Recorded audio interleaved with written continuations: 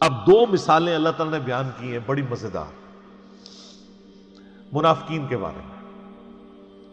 پہلی مثال سنیں. مثلہم کمثل الذی استوقد نارا، ان کی مثال اس طرح ہے جیسے کوئی شخص آگ روشن کرے.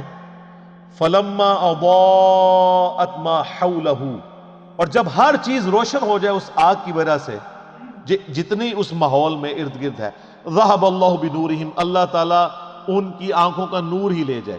وترکہم فی ظلمات لا یبصرون، اور ان کو اس گھپ اندھیرے میں رہنے دے جہاں ان کو کچھ سجھائی نہ دے.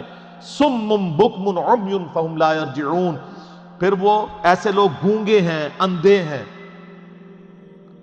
اور بہرے ہیں. سمن بہرے ہیں، بکمن گونگے ہیں، عمی اندھے ہیں، فہم لا یرجعون یہ واپس نہیں پلٹ سکتے. یہ مثال ایسے دی کہ پرانے زمانے میں لوگ جنگلوں کا سفر کرتے تھے نا، بڑی مشکل سے لکڑیاں جمع کرتے تھے، رات کے وقت روشنی جلاتے تھے تاکہ کوئی جنگلی جانور حملہ آور نہ ہو. اللہ تعالیٰ نے آگ کا ایسا روب رکھا ہے کہ آگ کہیں جل رہی ہو تو شیر بھی قریب نہیں جاتا، شیر بھی آگ سے ڈرتا ہے، تو وہ اپنی سیکیورٹی کے لیے آگ جلایا کرتے تھے. یا سردیوں کا موسم ہے تو وہ اس سے ہیٹ حاصل کرے، پلس روشنی بھی مل جاتی تھی، اس وقت الیکٹریسٹی تو نہیں تھی، تو اسی روشنی میں وہ اپنے باقی کام کر لیتے تھے، کھانا پکانے کا یہ وہ. تو اللہ تعالیٰ فرماتا ہے ان کی مثال اسی طریقے سے ہے کہ اتنی محنت کے ساتھ ایک جنگل میں کوئی آگ جمع کرے، روشنی بھی ہو جائے، سب کچھ نظر آنا شروع ہو جائے، اور عین اس وقت میں اس روشنی سے نفع اٹھانے والے لوگوں کی بینائی ختم ہو جائے، ان کی بصارت چلی جائے، ان کی سننے کی صلاحیت چلی جائے، اندھے ہو جائیں، بہرے ہو جائیں، گونگے ہو جائیں. تو کتنے بدبخت ہیں کہ اب ہر فیسلٹی سامنے موجود تھی، اس سے نفع اٹھانے کی بجائے ان کی اپنی ساری کوالٹیز جاتی رہی. یہی ہوا ہے منافقین کے ساتھ کہ اللہ تعالیٰ نے محمد رسول اللہ صلی اللہ علیہ وآلہ وسلم کے ذریعے توحید کی شمع روشن کی. بالکل جب ہر چیز واضح نظر آ گئی کہ یہ وہی پیغمبر ہیں جن کی نشانیاں تورات اور انجیل کے اندر موجود ہیں، اور عین جب ٹائم آیا کہ یہی یہودی جو تڑی لگایا کرتے تھے اوس اور خزرج کو، یہ اسلام قبول کرتے، اینڈ ٹائم پہ انہوں نے انکار کیا اور اللہ کے عذاب کا کوڑا ان پہ برسا کہ ان کی آنکھوں کی بینائی چلی گئی. اب محمد رسول اللہ صلی اللہ علیہ وآلہ وسلم ایک روشنی کا مینار سامنے موجود ہے، لیکن یہ اتنے بدبخت ہیں کہ ان کی بینائی جا چکی ہے، ان کو دیکھ کے بھی اب ایمان قبول نہیں کریں گے. وہ جو میں نے پہلے آیات پڑھی تھی، وَلَوْ أَنَّنَا نَزَّلْنَا إِلَيْهِمُ الْمَلَائِكَةَ. سر یہ کوئی اللہ تعالیٰ کا تعارف ہوا ہے آپ لوگوں کو؟ یہ کون سا خدا ہے؟ اور یہ پہلے صفحے پہ ہے. یہ نہیں ہے کہ 50 صفحے پڑھنے تو بعد کہتے ہیں پہلے میٹھی میٹھی باتیں کریں نا پھر کڑوی باتیں کریں. نہ، میٹھی باتوں سے کبھی بات سمجھ نہیں آتی ہے.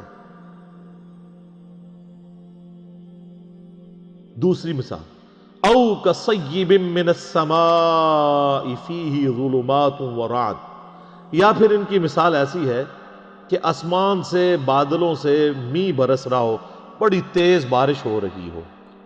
فیہ ظلمات ورعد وبرق، اور اس بارش کے موسم کے اندر اندھیرا بھی چھایا ہوا ہو کالے بادلوں کی وجہ سے، اور گرج بھی ہو اور بجلی بھی چمک رہی ہو، یعنی ایک طوفانی موسم ہو. یجعلون اصابعہم فی آذانہم من الصواعق حذر الموت، اور ٹھونستے ہیں یہ لوگ اپنی انگلیاں اپنے کانوں میں کڑک کے باعث موت کے ڈر سے. واللہ محیط بالکافرین، حالانکہ اللہ ایسے کافروں کو گھیرے ہوئے ہیں. یکاد البرق یخطف ابصارہم، قریب ہے کہ بجلی اچک لے ان کی بینائی کو. کلما اضاء لہم مشوا فیہ، جب کبھی وہ بجلی چمکتی ہے تو اس بجلی کی چمک کی وجہ سے وہ روشنی جو آتی ہے اس روشنی میں چلنا شروع کر دیتے ہیں، کیونکہ گپ اندھیرا ہے کالے بادلوں کی وجہ سے، دن کے وقت بھی ہو جاتا ہے رات کے وقت بھی، اس روشنی کے سے تھوڑا سا راستہ نظر آتا ہے تو چلنا شروع کرتے ہیں. وَإِذَا أَظْلَمَ، اور جب وہ اس پہ اندھیرا چاہتا ہے، علیہم اس پر، ان پر، قاموا تو کھڑے ہو جاتے ہیں. وَلَوْ شَاءَ اللَّهُ لَذَهَبَ بِسَمْعِهِمْ وَأَبْصَارِهِمْ، اور اگر اللہ چاہتا تو ان کی سماعت بھی لے جاتا اور ان کی بصارت بھی، کانوں اور آنکھوں سے انہیں محروم کر دیتا. ان اللہ علی کل شیء قدیر، بے شک اللہ تعالی ہر چیز کے اوپر قدرت رکھتا ہے. یہ بڑی امپورٹنٹ مثال ہے. اللہ تعالیٰ نے مثال دی ہے کہ منافقین جو ہے نا وہ دین پہ کنارے کنارے چلتے ہیں. سورہ حج میں بھی آیت ہے کہ یہ کنارے کنارے چلتے ہیں، جس طرح آج کل مسلمانوں کی اکثریت ہے. اگر کوئی نوجوان بچہ دین کے اوپر چلنا شروع کرتا ہے وہ کہتے ہیں یار کیا تو نے جوانی میں روگ لگا لیا ہے، داڑھی رکھنی کو ضروری ہے، بس اپنی چپ کر کے نماز پڑھو. جو تھوڑے اور لبرل ہیں وہ کہتے ہیں نماز ہی پڑھنی ہے نا گھر ہی پڑھ لو. کیوں فنیٹک بن رہے ہو؟ حالات و واقعات جب فیور میں ہو تو سب ٹھیک، جیسے ہی مشکل آئے تو ساتھ ہی وضو ٹوٹ گیا. تو منافقین کے بارے میں بھی اللہ تعالیٰ ہمارے ان کی مثال ایسی ہے کہ یہ اللہ تعالیٰ کی طرف سے میہ برس رہا ہے، اللہ کی رحمت کا، نبی الاسلام کی موجودگی ہے، اللہ کی طرف سے وحی آسمان سے نازل ہو رہی ہے. لیکن یہ وحی خالی وحی نہیں آ رہی ہے، اس کے ساتھ پھر جہاد کی اور قتال کی تکلیفیں بھی جڑی ہوئی ہیں، معاشرے کی جو پابندیاں وہ بھی جڑی ہوئی ہیں. باپ کو بیٹے سے الگ ہونا پڑے گا، بھائی کو بھائی سے الگ ہونا پڑے گا. اب یہ منافقین کا حال یہ ہے چونکہ یہ تو دنیا دار ہوتے ہیں، جب ان کے اوپر کوئی مصیبت آتی ہے نا تو ٹھٹک کے کھڑے ہو جاتے ہیں، دین پہ چلنے سے انکار کر دیتے ہیں، اور جب حالات سازگار ہوتے ہیں تو چلنا شروع کر دیتے ہیں. تو یہ مذبذبین بین ذالک، اس کے درمیان یہ اوسیلیٹ کرتے رہتے ہیں. حالات سازگار ہوں تو دین پہ چلیں گے، اور جیسے ہی مشکل وقت آئے گا ٹھٹک کے کھڑے ہو جائیں گے. تو یہی اکثر لوگ کرتے ہیں. یہ دین کے معاملات اب آپ دیکھ لیں، جب دین پہ چلنا آسان ہو تو سارے بڑے خوش ہیں، جب دین کے اوپر چلنا مشکل ہو جائے تو بڑے بڑے ایمان والوں کے بھی وضو ٹوٹ جاتے ہیں. تو منافقین کا بھی یہی حال تھا. وہ آپ آگے چل کے دیکھیں گے، جہاد کے اندر بھاگتے تھے، اور جب کبھی کامیابی ہو جاتی تھی کہتے تھے مال غنیمت میں سے ہمیں بھی حصہ دیں، ہم نے بھی جانا ہی تھا، بس وہ کوئی مجبوری ایسی ہوگی. اور جب کبھی مسلمان شہید ہو جاتے ہیں جس طرح غزوہ احد کے اندر ہوا تو پھر اکیلے کہتے ہیں شکر ہے اسی پہلے ہی نہیں نال گئے. یہ سیم کریکٹر آج بھی مسلمانوں کے اندر موجود ہے، دین پہ کنارے کنارے. اور اس میں معذرت کے ساتھ سب سے بڑے مجرم ہمارے ماں باپ ہیں، اور ان کے ماں باپ، اور ان کے ماں باپ جنہوں نے ہمیں بابوں کا دین دیا، کتابوں کا دین نہیں بتایا. اور اس سے بڑے مجرم آج کل کے وہ وائزین ہیں جو آپ کو یہ کہانیاں کراتے ہیں کہ آپ دین پہ چلیں تو انشاءاللہ سارے مسئلے حل ہو جائیں گے. سر یہ قرآن کی کس آیت میں لکھا ہوا ہے دین پہ چلنے سے آپ کے سارے مسئلے حل ہو جائیں گے؟ تو صحابہ کرام کے تو مسئلے کوئی نہیں حل ہوئے، ان کو تو جنگوں کی تکلیفوں سے گزرنا پڑا. ابو عبیدہ ابن جرح جنہوں نے یرموک کے اندر رومن امپائر کو گرایا ہے، وہ تو طاعون کے مرض میں پھوڑوں پورے جسم میں پھوڑے نکلے اور اسی حالت میں دنیا سے وہ گئے ہیں. ان کی تو تکلیفیں کوئی نہیں، ان کو دعائیں نہیں آتی تھی، ان کو وظیفے نہیں آتے تھے. اللہ کے محبوب صلی اللہ علیہ وآلہ وسلم کو اپنی 3 جوان بیٹیاں اپنی زندگی میں دفنانی پڑی. چوتھی کے بارے میں بتا دیا گیا یہ بھی آپ کی وفات کے 6 مہینے کے بعد فوت ہو جائے گی. 4 بیٹے بچپن میں فوت ہو گئے، 2 بیٹیوں کو ایک ہی دن طلاق ہو گئی. تو اللہ کے نبی کی مشکلات کیا دنیاوی آسان ہو گئی تھی؟ صحابہ کرام کی دنیا میں کیا تکلیف آسان ہو گئی تھی؟ تکلیف جھیلنا آسان ہوگا، تکلیفیں کو نہیں ختم ہونی. ایک کنو کاٹ لو گا، وہ آسان اس لیے ہو جائے گا ان اللہ مع الصابرین، اللہ آپ کو صبر کی توفیق دے دے. بس تکلیفیں دور کوئی نہیں ہونی. یہ آپ کو کہانیاں کرا رہے ہیں لوگ، پھر لوگ جہاں رابطہ کرتے ہیں وہ جی جناب جب سے دین پہ چلے ہیں کاروبار خراب ہو گیا. تو ہمیں تو بتایا گیا تھا کاروبار چمکے گا، کہانی کرائی گئی تھی. ایسا تو نہیں ہوگا، مشکلات آئیں گی. جامع ترمذی میں ابو داؤد میں حدیث ہے کہ سب سے زیادہ تکلیفیں اللہ تعالیٰ کی طرف سے پیغمبروں پہ آتی ہیں، اس کے بعد ان پہ آتی ہیں جو ان کے بعد سب سے بڑھ کے اللہ کو محبوب ہوتے ہیں، اور اس کے بعد ان پہ آتی ہیں جو ان کے بعد سب سے بڑھ کر اللہ کو محبوب ہوتے ہیں.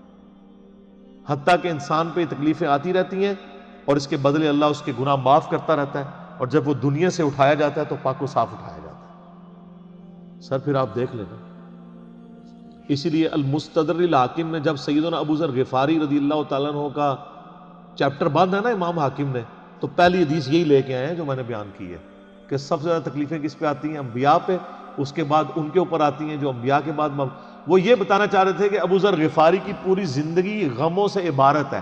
تو کوئی یہ نہ سمجھے کہ ان پہ غم کیوں ہے، تو وہ اس لیے کہ یہ انبیاء کے بعد سب سے بڑھ کر اللہ کو محبوب بندوں میں سے ایک بندہ تھا۔ اور میرا کلپ بھی آپ ذرا یوٹیوب پہ ایک اشک بار آنکھوں سے سننے والا کلپ ہے سیدنا ابو ذر غفاری صادق کے نام سے، تو آپ کو پتہ چلے کہ ان کی زندگی میں ان کو کیسی مشکلات اٹھانی پڑی۔ تو تکلیفیں جڑی ہوئی ہیں، ان کی تکلیفیں تو کوئی دور نہیں ہوئی ہے سیدنا ابو ذر غفاری رضی اللہ تعالیٰ عنہ کی۔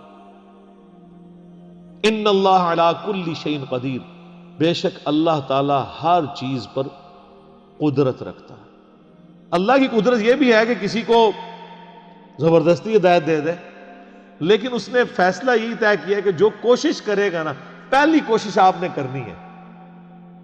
انا ہدیناہ السبیل اما شاکرا و اما کفورا، ہم نے راستہ ہدایت کا واضح کر دیا، اب تمہاری مرضی ہے، چاہے تو شکر گزاری کی روش اختیار کرو، خواہ نہ شکری کی۔ اللہ نے زبردستی ہدایت کوئی نہیں دینی، یہ اس کی ضد ہے، اس نے اپنا رول ہی ایسا رکھا۔ ابو الحکم تھا ابو جہل، حکمت کا باپ، سارے فیصلے کرتا تھا وہاں کے بڑے بڑے، سمجھ لیں وہاں کا چیف جسٹس تھا، اور اسی کے غلام ہے سیدنا یاسر، سیدہ سمیہ ان کا بیٹا عمار بن یاسر رضی اللہ عنہم اجمعین وعلیہم السلام اجمعین ورحمہم اللہ اجمعین۔